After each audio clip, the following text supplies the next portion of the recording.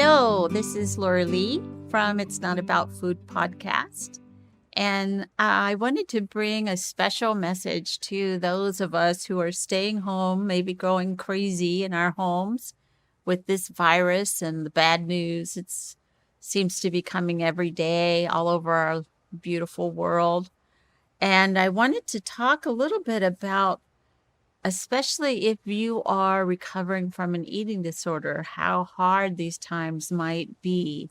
As with any recovery, a lot of times when we're under stress, the recovery kind of goes out the window and the behavior will come back. So I wanted to talk about what to do about that. And since the whole cornerstone of the recovery that I talk about and have been working with for my own self and others since 1988, I think the main thing is to have compassion. Have compassion for yourself that you even have this issue at all. Have compassion for your fellow man and woman that they're going through whatever they're going through.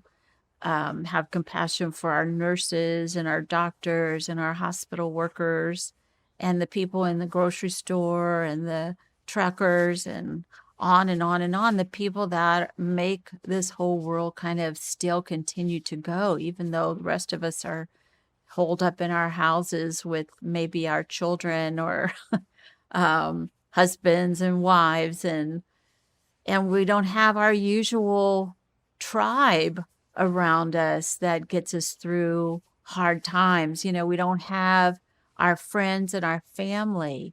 And here in California, they just closed a lot of the parks and the beaches. So we're not even able to get out because obviously too many of us got out at all one time. So now they've closed them so that we won't, we won't be able to go because we can't stay 6 feet away from each other, I guess. So,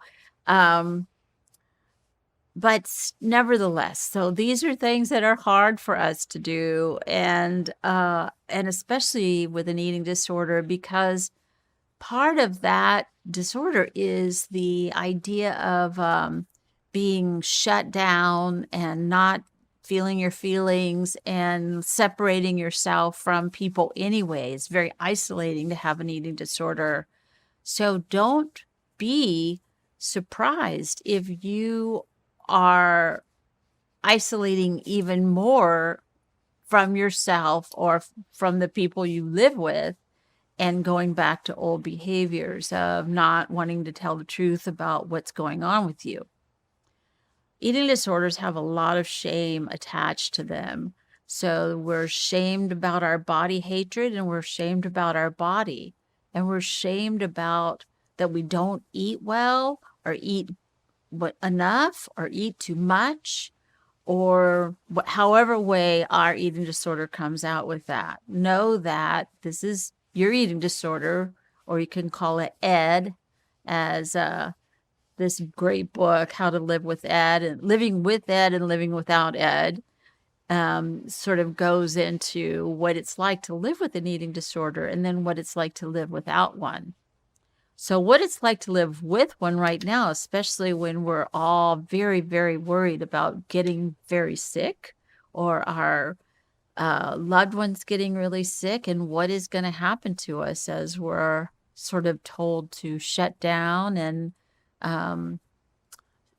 just go inside and stay there, stay in there, don't even come out, and what that does for us. So for me, a lot of it is fear. So fear will come up and we clamp down around fear, like we start controlling other things. So a good thing that eating disorder does is it starts to control, and it wants to control your weight. It wants to control your food.